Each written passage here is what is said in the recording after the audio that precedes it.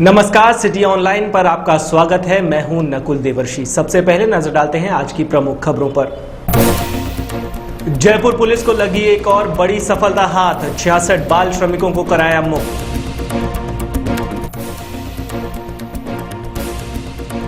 पूर्व सांसद महेश जोशी ने साधा भाजपा पर निशाना, झूठे वादे कर वोट हथियाने का लगाया आरोप। और राजस्थान विश्वविद्यालय के चुनावों के नजदीक आते ही पुलिस ने बढ़ाई सक्रियता, एनएसयूआई के छात्रों पर किया लाठीचार्ज।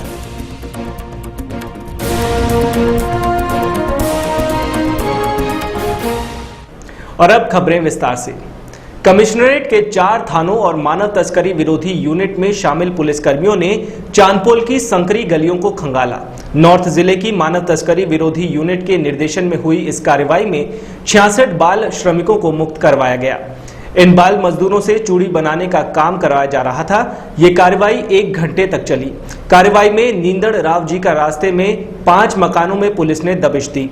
इसमें 66 बाल मजदूरों और 14 दलालों को पकड़ा गया। मजदूरी कर रहे इन मासूमों की हालत बेहद दयनीय थी। इनमें 14 से 18 घंटे तक दिन में चूड़ी बनाने का काम कराया जाता था। अच्छा काम नहीं जानने वाले बच्चों को 200 से 500 रुपए महीना मिलता था। जो बच्चे काम सीख लेते थे उनको 500 रुपए से 2000 रुपए तक हर महीने मिलते थे। इनमें से अधिकतर बच्चे बिहार के रहने वाले हैं। इनकी उम्र महज 5 से 14 साल होगी। इन बच्चों से गंदगी भरे बहुमंजिला मकानों के छोटे छोटे कमरों में काम कराया जाता था। छुड़वाए गए अधिकतर बच्चे ऐसे थे जो पारिवारिक मजबूरी के चलते चूड़ी बनाने का काम कर रहे थे। कुछ के परिवार में कोई बीमार है तो कुछ के पिता शराबी हैं। इनमें से एक बच्चा तो ऐसा भी है जो 3 साल से परिवार से नहीं मिला। वो पुलिस के सामने मां को याद कर रोने लगा। कारण पूछा गया तो वो बोला कि मां ने कहा था कि मजदूरी नहीं करेगा तो वो मर जाएगी। इस कार्रवाई में कोतवाली, नाहरगढ़, जालूपुरा और संजय सर्कल थाने के 40 पुलिसकर्मी शामिल थे। इन बच्चों को दलाल के जरिए चंद रुपए परिजनों को देकर जयपुर लाया जाता है। जो बच्चे काम करने से मना करते हैं उनमें काम कराने वाले दलाल मारपीट करते हैं। पकड़े गए सभी 14 दलाल नींदड़ राव के रास्ते के निवासी हैं। कार्रवाई के दौरान कुछ बच्चे भाग छूटे और बहुमंजिला इमारतों में छिप गए। बाल मजदूरी मुक्त करने का सिलसिला पिछले काफी समय से जारी है। पन्ना का रहने वाला हूँ। 4000 रुपये महीने मिलते हैं। 1.5 साल से काम कर रहा हूँ। पापा मामा का मजबूरी था इसलिए आए। कितने घंटे काम करवाते थे? 8 से 10 बजे तक काम करता, उसके बाद उठ जाता। क्या काम? चूड़ी का। कितने बच्चे थे? 4 घर रहने वाला कोई मुझे मजबूरी आया ना, इसका माए बाप का, तभी मैं कमाने आया। क्या ये कोई पटना का रहता हूँ, वो मुझे ना भाई छोटा ही उसका तबीयत खराब, तभी आया कोई काम करने चूड़ी का। कितने पैसे देते? 3000। कितने घंटे काम करवाते? हाँ, यही 9 बजे तक लेके ये 10 बजे तक उठा देता हूँ लोग। खाना देते? हाँ। अब बोली चला जा, काम करने वाला मैं नहीं जाऊँगा तो जा दिए। कहाँ के रहने वाले? हम लोग समस्तीपुर के रहने वाले। कितने पैसे मिलते थे? 2000। 2000 रुपये। क्या काम करवाते थे? चूड़ी के। किसने सिखाया था ये काम? 6 बजे 7 बजे से 10 बजे तक काम होता है। कोतवाली क्षेत्र है जिसमें ये कल्याण जी का रास्ता है, उसके पास नींदड़ राव जी का रास्ता है। उसकी मेरे पास सूचना आई थी, हमारे गुप्त खास मुखबिर से सूचना मिली थी। बोले साहब यहाँ बाल श्रम हो रहा। उस बाल श्रम जो सूचना मिली थी उस सूचना के आधार पे जो मैं यहाँ कोतवाली इंचार्ज साहब को और जो हमारे नाहरगढ़, जालूपुरा और संजय सर्किल है उन थानों को साथ ले जा करके और फिर ये आज हमने कार्रवाई को अंजाम दिया। ये इन सब बच्चों से चूड़ी का काम करवा रहे थे। इनको सुबह 6 बजे से लेकर के रात को 11 बजे तक काम करवाया जाता है। जो बच्चा काम नहीं करता, मैंने अभी पूछा कई बच्चों से तो वो कह रहा साहब हम यहाँ काम नहीं करना चाहते, घर जाना चाहते हैं। हमारे को फिर भी मारपीट के यहाँ रख के काम करवाया जा रहा है और हमारे को भेजा भी नहीं जा रहा घर वापस। अब तक कितनी कार्रवाई कर चुके हैं? अब तक मैंने मेरी स्वयं की सूचना पर मेरी टीम को ले जा करके अब तक मैंने 40 मुकदमे दर्ज करवा दिए, जिसमें कुल 547 बाल श्रमिकों को मुक्त करवा दिया और 145 आरोपियों को गिरफ्तार करवा दिया मैंने स्वयं ने। लगभग 60 से ऊपर बच्चे हैं मेरे हिसाब से। कितने पैसे दिए जाते हैं? इनको किसी बच्चे को 200 रुपये दिए जा रहे हैं, किसी को 600 रुपये दिए जा रहे हैं। जो काम सीख जाता है उसको 1000 रुपये दिए जा रहे हैं, इससे ज़्यादा किसी को पैसा नहीं दिया जा रहा। जो बच्चा काम नहीं करता उसको डरा धमका करके काम करवाया जाता है। कहाँ के रहने वाले? ये सारे बिहार के बच्चे रहने वाले। कोतवाली राम सिंह जी के नेतृत्व में सर्कल के चारों थानों की अलग अलग 5 टीम बनाकर आसूचना के आधार पर कार्रवाई की गई। तो 5 जगह पर बाल श्रमिकों से अवैध रूप से कार्य लेते हुए पाया गया, चूड़ियों का काम कराते हुए पाया गया। तो कुल इस कार्रवाई में 66 बालक को मुक्त कराया गया है और इनसे जो काम लेने वाले 14 अपराधियों को राउंड अप किया है। ये जबरदस्ती काम कराया जाता था, चूड़ियों का काम कराने आने की इतला थी और इसी पर बाल श्रमिकों को मुक्त कराया है और जानकारी के अनुसार ये सब समस्तीपुर बिहार के रहने वाले हैं। जयपुर के पूर्व सांसद महेश जोशी का कहना है कि देश में एनडीए की मोदी और प्रदेश की वसुंधरा सरकार ने अभी तक देश की जनता को निराश ही किया है। अब तक दोनों ही सरकारों ने जनता को महंगाई, भ्रष्टाचार से मुक्त कराने का कोई काम नहीं किया है। देश और प्रदेश की जनता को अब बजट से राहत की उम्मीद है। जोशी शनिवार को प्रदेश कांग्रेस मुख्यालय में मीडिया से रूबरू हुए। जोशी ने मोदी और वसुंधरा सरकार पर जनता से झूठे वादे कर वोट हथियाने का आरोप भी लगाया। जोशी ने कहा कि मोदी ने जनता से महंगाई कम करने, पेट्रोल डीजल के दाम घटाने, देश की जनता को भ्रष्टाचार से मुक्ति दिलाने का वादा किया था, लेकिन ये सरकार तीनों ही वादों पर विफल रही है। जोशी ने कहा कि भाजपा के शासन में क्या होता है ये तो सब सामने आएगा। कांग्रेस हंगामा करने में यकीन नहीं करती है। कांग्रेस किसी भी समस्या का समाधान शांतिपूर्ण तरीके से करने में भरोसा करती है। उनका कहना था कि भाजपा देश की जनता से महंगाई, भ्रष्टाचार पर लगाम लगाने का वादा करके आई, लेकिन अब भाजपा सरकार में भी महंगाई लगातार बढ़ रही है। फिलहाल तो देश की जनता को नई सरकार से महंगाई रूपी आफत का सामना करना पड़ रहा है। हम चाहते हैं जैसे उन्होंने लोगों को आशाएं बंधाई है, अब तक का जो बात सामने आई है, महंगाई की बात ले लें, भ्रष्टाचार की बात ले लें, धारा 370 की बात ले लें, जो दूसरा कश्मीर की बात ले लें, जिन मुद्दों पे उन्होंने जनता को विश्वास दिला के, जनता की आशाओं को जगा के उन्होंने शासन हासिल किया, मैं समझता हूँ उन सारी बातों का अभी तक वो कुछ कर नहीं पाए। जनता को इंतजार है कि कम से कम वो कुछ करें नहीं करें, वो तो एक अलग बात है, वो उल्टी गाड़ी तो नहीं चलाएं। हम पे महंगाई का आरोप लगाते थे, आज महंगाई की क्या स्थिति है। पेट्रोल डीजल के दाम लगातार हम पे आरोप लगा रहे थे कि हम पेट्रोल डीजल के दाम बढ़ा रहे हैं, आज क्या स्थिति है। इतने छोटे से समय में 2 बार पेट्रोल डीजल के दाम बढ़ चुके हैं। जनता को तो ये आशा थी कि ये अपनी बात के हिसाब से दाम घटाएंगे, लेकिन जिस तरीके का एक सीन बना के दाम बढ़ाए गए, मैं समझता हूँ कि ये किसी भी तरीके से उचित नहीं कहा जा सकता। और जनता आने वाले समय में चाहे डीजल की बात हो, चाहे पेट्रोल की बात हो, चाहे कैरोसिन की बात हो, चाहे घरेलू गैस की बात हो, इन सब के बारे में जनता शंकित है कि कहीं ये सारी की सारी चीज़ें मूल्यों की दृष्टि से उनकी पहुँच से बाहर न हो जाए। उन्होंने कांग्रेस विवाद के बारे में बोलते हुए कहा कि उनका जयपुर शहर जिला कांग्रेस कमेटी के विवाद से कोई लेना देना नहीं है। उन्होंने दोनों ही गुटों से गुटबाजी छोड़कर पार्टी हित में एकजुट होने का आह्वान किया। उन्होंने कांग्रेस विवाद पर कहा कि वे इस मामले में कांग्रेस आलाकमान सोनिया गांधी, राहुल गांधी को अवगत करा चुके हैं। प्रदेश अध्यक्ष अपनी राय दे चुके हैं। इसके बावजूद यदि शहर कार्यकारिणी में विवाद है तो ये सरासर गलत है। इसे जल्द ही मिल बैठकर सुलझा लिया जाएगा। के सारे कांग्रेस कार्यकर्ता, चाहे वो किसी पद पे हों, चाहे वो पद पे नहीं हो, वो सारे कांग्रेस के कार्यकर्ता हैं। मैं ये मानता हूँ वो सारे मेरे अपने हैं और हम सबको मिलके कांग्रेस को मजबूत करने की दृष्टि से काम करना चाहिए। किसी भी प्रकार का विवाद नहीं हो, इस बात की कोशिश करनी चाहिए। और जो मेरी जानकारी है उसके हिसाब से मामला प्रदेश कांग्रेस कमेटी के अध्यक्ष जी तक पहुंच गया है। जब उन तक मामला पहुंच गया, वो जो भी उचित समझेंगे उस हिसाब से निर्देश देंगे, फैसला करेंगे और हम सब लोग एक होकर कांग्रेस को मजबूत करेंगे। मैं समझता हूँ कि मैं आज तक किसी विवाद में रहा भी नहीं और इस पूरे विवाद में मेरी कहीं कोई भूमिका नहीं है और न कहीं मैं किसी मीटिंग में गया, न मैंने किसी को मीटिंग करने के लिए कहा, न मैंने किसी भी प्रकार से इस विवाद से अपने आप को मैंने दूर, हर तरीके से इस विवाद से दूर रखने की कोशिश की।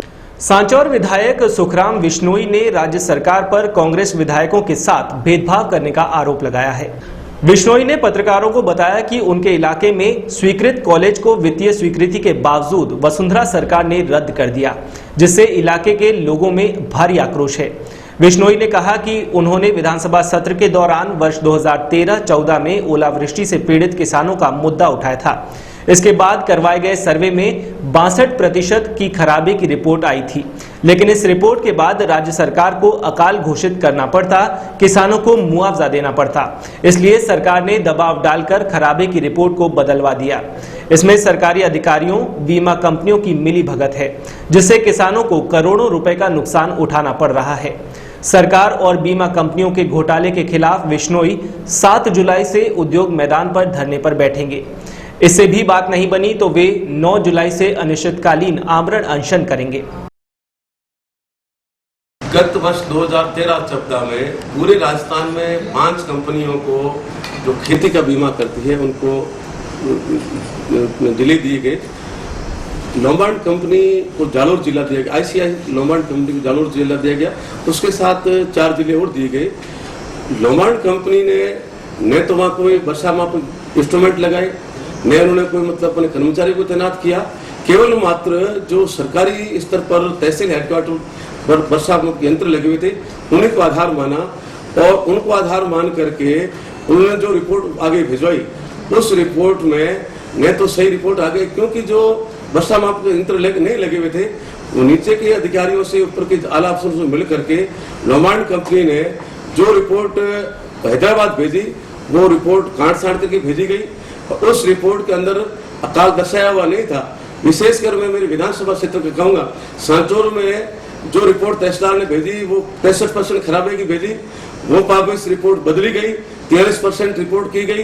50 से एबो होने पे सरकार को फेमेंट डिक्लेयर करनी पड़ती है और फेमेंट डिक्लेयर करने से मुआवजा देना पड़ता है बीमा कंपनियों को। मेरे विधानसभा क्षेत्र में एशिया की क्या वर्ल्ड की सबसे बड़ी गौशाला है, जहाँ 20,000 गौवे है, एक सबसे बड़ी नंदी गौशाला है, 10,000 नंदी है, उनको अनुदान देना पड़ता, उनको मुआवजा देना पड़ता।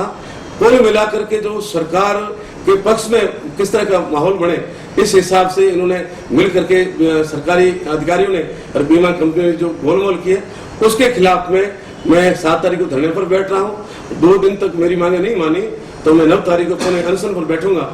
इस कुल मिलाकर के मेरा आपसे निवेदन है कि सरकार संवेदनशील होने का वादा कर रही है, पारदर्शिता का वादा कर रही है, प्रशासन आपके द्वार, सरकार आपके द्वार जा रही है, जबकि मैं पिछले 3 महीने से 4 महीने से इस बात को लेकर के 2 बार माननीय कटारिया से मिला, माननीय मेडल मुख्यमंत्री से मिला, परंतु अभी तक कोई कार्रवाई नहीं हुई। राजस्थान विश्वविद्यालय में छात्र संघ चुनाव के नजदीक आते ही छात्र संगठनों ने अपनी सक्रियता बढ़ा दी है। इसके लिए भले ही उन्हें प्रदर्शन और रोड जाम भी क्यों न करना पड़े। शनिवार को यूजी कोर्सेज में सीटें बढ़ाने की मांग को लेकर प्रदर्शन कर रहे छात्रों पर पुलिस ने जमकर लाठियां भांजी।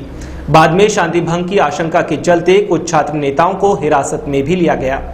उधर यूनिवर्सिटी प्रशासन छात्रों के रास्ता रोकने जैसे कामों को अनुचित बताते हुए पुलिस कार्रवाई का समर्थन करता नजर आया।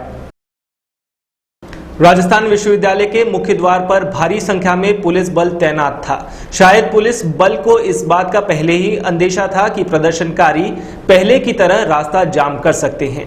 जैसे ही सीटें बढ़ाने की मांग कर रहे NSUI के छात्र विश्वविद्यालय के मुख्य द्वार की ओर बढ़े, पुलिस ने उन्हें रोड पर नहीं आने की चेतावनी दी, लेकिन छात्र नेता विद्याधर मील के नेतृत्व में छात्रों ने जोरदार नारेबाजी करते हुए प्रदर्शन तेज कर दिया।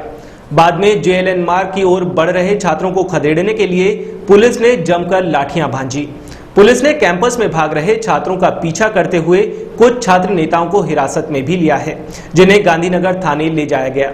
मामले की जानकारी देते हुए गांधीनगर ACP डॉक्टर तेजपाल सिंह ने बताया कि किसी प्रदर्शनकारी को रोड जाम करने की इजाजत नहीं दी जाएगी। NSUI के बच्चे थे, यहाँ इकट्ठे होकर के प्रदर्शन कर रहे थे और उनको समझाइश की जा रही थी, है ना। कुछ बच्चे रोड को बाधित करने की तरफ अग्रसर थे, उनको समझाइश द्वारा विसर्जित किया गया। बिल्कुल रोड जाम नहीं करने दिया जाएगा, आम जनता के हितों को सर्वोपरि स्थान दिया जाएगा। कोई भी आम आदमी बिल्कुल यानी कि नेगेटिव गतिविधि से प्रभावित नहीं हो, उसके लिए पुख्ता पुलिस व्यवस्था इंतजाम है। बेसिकली जो समस्या है वो विश्वविद्यालय प्रशासन से है, आम जनता के पास इसका समाधान नहीं है। रोड रोकने से आम जनता प्रभावित होती है। इनको उपयुक्त स्थान पे अपनी आवाज़ उठानी चाहिए और विश्वविद्यालय प्रशासन से बात करनी चाहिए। कुछ बच्चों को मतलब प्रिवेंटिव एक्शन में डिटेन किया, अभी पूछताछ कर रहे हैं। गौरतलब है कि एबीवीपी के छात्रों ने कुछ दिन पहले विश्वविद्यालय के मुख्य द्वार पर जोरदार प्रदर्शन कर रास्ता जाम करने की कोशिश की थी, लेकिन पुलिस ने छात्रों की इस कोशिश को नाकाम कर दिया था। लेकिन शनिवार को शायद पुलिस को पहले ही अंदाजा था कि एनएसयूआई के छात्र रोड जाम कर उग्र प्रदर्शन कर सकते हैं। उधर विश्वविद्यालय प्रशासन ने इस पूरे मामले के लिए छात्रों को ही दोष देते हुए कहा कि उन्हें इस मामले में छात्रों ने कोई ज्ञापन नहीं दिया है। आज ही मालूम पड़ा है कि यूनिवर्सिटी ये सीट एनएसयूआई लड़के हैं जो सीट बढ़ाने के लिए प्रदर्शन करेंगे। मैंने उनको फ़ोन किया था कि आप पहले डिमांड अपना जो चार्ट है वो दीजिए और वाइस चांसलर से बात लो, उसके बाद कोई भी चीज़ धरना प्रदर्शन कब होते हैं तब डिमांड नहीं मानी गई। आपने ज्ञापन दिया ही नहीं और इससे पहले डायरेक्ट रहना, तो ये मैं उचित नहीं मानता कि ज्ञापन देते मेरे को और मैं एज ए प्रशासन और स्टूडेंट के बीच की चीफ प्रोक्टर कड़ी होती है और वो यदि लड़के स्टूडेंट मेरे को देते तो मैं कुलपति से पूछता कि इस प्रकार के लड़कों की डिमांड है, इसमें अपने को क्या विचार करना है। लड़के मांग भी नहीं रख रहे हैं और अपने आप गेट के ऊपर इस प्रकार का जो है रास्ता रोकना और गेट रोकना ये कानूनी अपराध है। और मैं चाहूँगा कि छात्रों को निवेदन करना चाहता हूँ कि ये संस्था उनकी है और पूरी तरह से ध्यान रखें कि अनुशासन में रहकर अपनी डिमांड रखें और उनके लिए हम पूरा सहयोग करेंगे, लेकिन इस प्रकार की जो कानूनी अपराध करेंगे तो हम बर्दाश्त नहीं करेंगे। राजस्थान विश्वविद्यालय में जैसे जैसे छात्र संघ चुनाव नजदीक आ रहे हैं वैसे वैसे छात्र संगठनों ने अपनी सक्रियता बढ़ा दी है, लेकिन कैंपस में छात्र और पुलिस में टकराव और छात्रों पर पुलिस का बल प्रयोग विश्वविद्यालय प्रशासन की विफलता साफ दर्शाता है। एनएसयूआई से जुड़े छात्रों को पुलिस हिरासत में लेने के बाद छात्रों ने गांधीनगर थाने के सामने प्रदर्शन किया। पुलिस हिरासत में लेने की सूचना पर एनएसयूआई के प्रदेश अध्यक्ष मुकेश भाकर भी गांधीनगर थाने पहुंच गए। नाराज छात्रों ने थाने के सामने नारेबाजी कर रोष जताया। छात्र नेता दिनेश गोदारा ने बताया कि पुलिस राज्य सरकार के इशारे पर एनएसयूआई छात्रों पर दमनात्मक कार्रवाई कर रही है। गोदारा ने बताया कि सीटें बढ़ाए जाने की मांग को लेकर प्रदर्शन कर रहे छात्रों पर पुलिस लाठीचार्ज किया जाने से छात्रों में भारी रोष है। उधर एनएसयूआई से जुड़े छात्र नेता दिनेश गोदारा ने चेतावनी दी कि सीट बढ़ोतरी की मांग को लेकर जरूरत पड़ी तो आने वाले दिनों में प्रदेश व्यापी आंदोलन किया जाएगा। गोदारा ने कहा कि छात्रों पर पुलिस कार्रवाई को लेकर भी विरोध प्रदर्शन किया जाएगा। बात है यूनिवर्सिटी प्रशासन और छात्रों के बीच में बिल्कुल ही इनका मतलब बहुत बड़ा गैप आ चुका है। ना प्रशासन छात्रों से मिलना चाह रहा है, ना छात्रों की समस्या सुनी जा रही है, ना छात्रों की समस्याओं का सुलझान किया जा रहा है।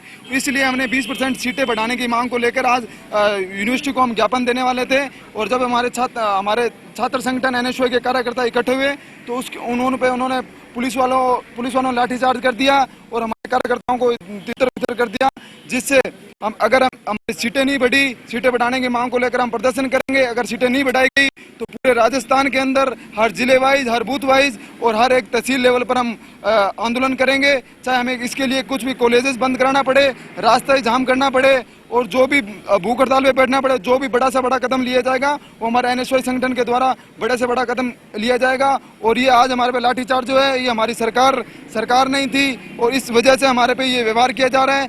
जिले के कानोता थाना इलाके में आज सुबह चलती ट्रेन से गिरने पर एक अधेड़ की मौत हो गई। सूचना मिलने पर पुलिस मौके पर पहुंची और शव को पोस्टमार्टम के लिए अस्पताल भिजवाया गया। मृतक की शिनाख्त पश्चिमी बंगाल निवासी पवन के रूप में हुई है। जीआरपी पुलिस के अनुसार पश्चिम बंगाल निवासी पवन गुवाहाटी एक्सप्रेस में सफर कर रहा था। इसी दौरान कानोता स्टेशन पर वो चलती ट्रेन से गिर गया और ट्रेन की चपेट में आ गया। ट्रेन की चपेट में आने से उसकी मौत मौके पर ही हो गई। सूचना मिलने पर जीआरपी थाना पुलिस मौके पर पहुंची और शव को एसएमएस अस्पताल भिजवाया गया। पुलिस ने बताया कि मृतक के परिजनों को इसकी सूचना दे दी गई है। उनके आने के बाद ही मृतक का पोस्टमार्टम किया जाएगा। राजधानी में आदर्श नगर थाना इलाके में एक सूने मकान के ताले तोड़कर चोर सोने चांदी के जेवरात और नकदी सहित अन्य सामान चुरा कर ले गए। पुलिस ने बताया कि थानांतर्गत Shiv Nagar colony cycle works के पास जनता कॉलोनी घाट गेट पीड़ित परिवार सहित अपने एक परिवार की शादी समारोह में गया हुआ था। पीछे से चोर मेन गेट का ताला तोड़कर अंदर घुस गए और अलमारी का ताला तोड़कर उनमें रखी सोने चांदी के जेवरात, नकदी सहित कंप्यूटर की सीडी, यूपीएस और मंदिर की मूर्तियां जो बहुत पुरानी थी जो गायब थीं। सूचना मिलने पर पुलिस मौके पर पहुंची और घटनास्थल से साक्ष्य जुटाकर मामले की जानकारी में जुट गए। कभी लॉटरी, कभी नौकरी तो कभी व्यापार। शातिराना अंदाज में ठगी की वारदातों को अंजाम देकर बदमाश आए दिन अपने बुलंद हौसलों को अंजाम दे रहे हैं। ठगी का एक ऐसा ही ताजा मामला सामने आया है शहर के सिंधी कैंप थाना इलाके में। यहां एक शख्स ने मर्चेंट नेवी में नौकरी लगाने का झांसा देकर उसकी गाढ़ी कमाई ठगने का मामला दर्ज कराया है। सिंधी कैंप के हाथी बाबू का बाग निवासी रामदयाल शर्मा ने टीकम जायसवाल और चंदन चौरासिया के खिलाफ नामजद मामला दर्ज करवाया है। पीड़ित ने रिपोर्ट में 1.5 लाख रुपए ठगने की बात कही है। पीड़ित के मुताबिक आरोपियों ने तय वादे से उसे मर्चेंट नेवी में नहीं लगवाया। जब उसने रकम मांगी तब उन्होंने रकम भी नहीं लौटाई। पीड़ित की रिपोर्ट के आधार पर पुलिस ने तफ्तीश शुरू कर दी है। राजधानी के ब्रह्मपुरी थाना इलाके में 2 व्यक्तियों ने अपने पड़ोस में रहने वाली एक विवाहिता को कोल्ड ड्रिंक में नशीला पदार्थ पिलाकर अपहरण कर सामूहिक बलात्कार कर फरार हो गए। इस संबंध में विवाहिता ने दोनों युवकों के खिलाफ नामजद मामला दर्ज कराया है। पुलिस ने मामला दर्ज कर जांच शुरू कर दी है। पुलिस के मुताबिक पर्वतपुरी ब्रह्मपुरी निवासी 32 वर्षीय विवाहिता का आरोप है कि शंकर और रामू नाम के 2 युवक उसके पड़ोस में किराए से रहते हैं, जिन्हें वो पहले से ही जानती थी। दोनों युवकों ने विवाहिता से 50,000 रुपए उधार ले रखे थे। 12 मई को शंकर और रामू ने विवाहिता को फोन किया और रुपए देने के लिए ट्रांसपोर्ट नगर चौराहे पर बुलाया। जब विवाहिता वहां पहुंची तो उन्होंने विवाहिता को कार में बैठा लिया और कोल्ड ड्रिंक में नशीला पदार्थ मिलाकर विवाहिता को पिला दिया।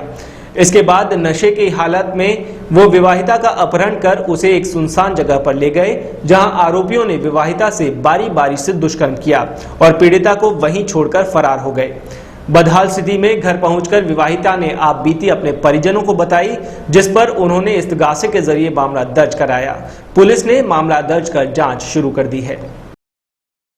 हरमाड़ा के पास आज सुबह एक ट्रैक्टर चालक की ट्रैक्टर के पलटने से युवक की मौत हो गई। पुलिस के मुताबिक टोडी निवासी राजू गुर्जर सुबह रोजमर्रा की तरह खनन क्षेत्र में काम करने के लिए ट्रैक्टर लेकर जा रहा था। गांव से निकलते ही जैसे ही बाईपास पर ट्रैक्टर आया तो वह असंतुलित होकर पलट गया, जिससे वह ट्रैक्टर के नीचे दब गया। घटना के बाद ग्रामीणों ने पुलिस को सूचित कर ट्रैक्टर को सीधा करवाया, लेकिन तब तक उसकी मौत हो चुकी थी। मौके पर पहुंची पुलिस ने शव को पोस्टमार्टम के लिए अस्पताल भिजवाया है। राजस्थान प्रदेश कांग्रेस कमेटी के पूर्व अध्यक्ष स्वर्गीय पंडित नवल किशोर शर्मा की जयंती के अवसर पर आज प्रदेश कांग्रेस मुख्यालय इंदिरा गांधी भवन जयपुर पर पुष्पांजलि कार्यक्रम आयोजित किया गया।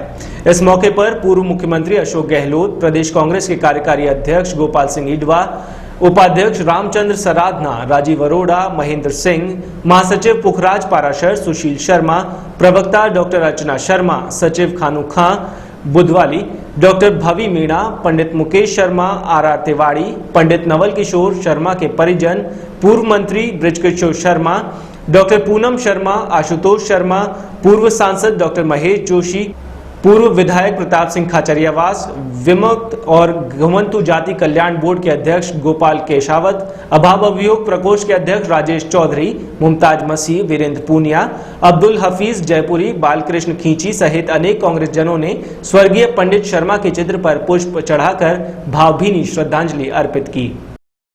नवल किशोर जी न केवल राजस्थान बल्कि अखिल भारतीय स्तर के एक पीढ़ी के वरिष्ठतम नेता थे और उनका जो योगदान न केवल कांग्रेस की दृष्टि से बल्कि भारत की राजनीति की दृष्टि से इतना महत्वपूर्ण था कि जिसको आज भी लोग याद रखते हैं, चाहे अखिल भारतीय स्तर हो चाहे प्रदेश स्तर पे हो। उन्होंने जिस गांधीवादी तरीके से इस देश में अपनी जो अमिट छाप छोड़ी है उसको याद करते हुए आज के दिन पूरा राजस्थान कांग्रेस सब उनको नमन करती है। छठी बादशाही श्री हर गोविंद साहिब का प्रकाश पर्व उत्सव शनिवार को गुरुद्वारों में हर्षोल्लास के साथ मनाया गया।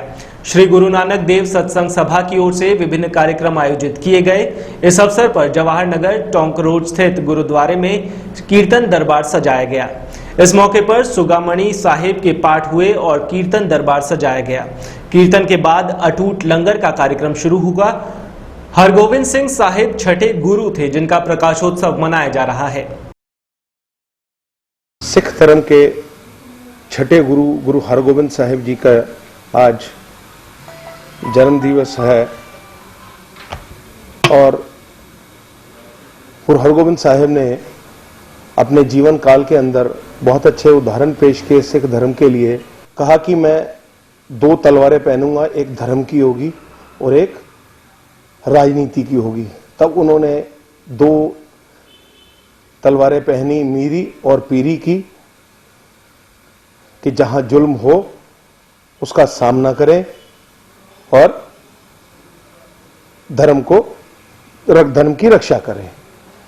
तो आज के दिन जो है बड़े हर्षोल्लास से जयपुर शहर के हर गुरुद्वारे में मनाया जा रहा है। सब जगह पे सिख संगत जो है इकट्ठी हुई है। एक उनके जीवन की बहुत सुंदर घटना है कि उन्हें प्रकृति से कितना प्रेम था। एक बार वो बगीचे में सैर कर रहे थे तो उनके बेटे गुरु हर राय जी के चोला, जो बचपन में जो कपड़े पहने हुए थे, उससे अटक के और फूल टूट गया। तो उन्होंने उनको बोले बेटा, इसमें भी जीवन है। जिस तरीके से आप चल रहे थे और ये फूल टूटा है, आप इसको जीवन में एक उदाहरण बना के रखें और अपने चोले को संकोच के चले। एक बहुत बढ़िया मैसेज जो था वो कि प्रकृति से उनका कितना प्रेम है, ये उन्होंने अपने जीवन काल में एक सुंदर उदाहरण दिया। और आज सब लोग जो है बड़े हर्षोल्लास के साथ में उनका जन्म दिवस मना रहे हैं। और एक बार फिर नजर डालते हैं आज की प्रमुख खबरों पर। जयपुर पुलिस को लगी एक और बड़ी सफलता हाथ, 66 बाल श्रमिकों को कराया मुक्त।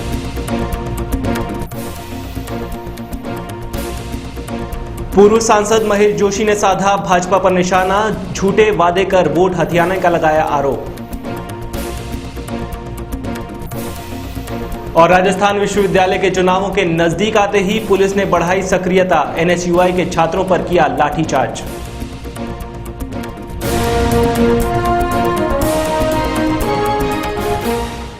फिलहाल बुलेटिन में इतना ही। जयपुर शहर की ताजा तरीन खबरों के लिए देखते रहिए सिटी आई।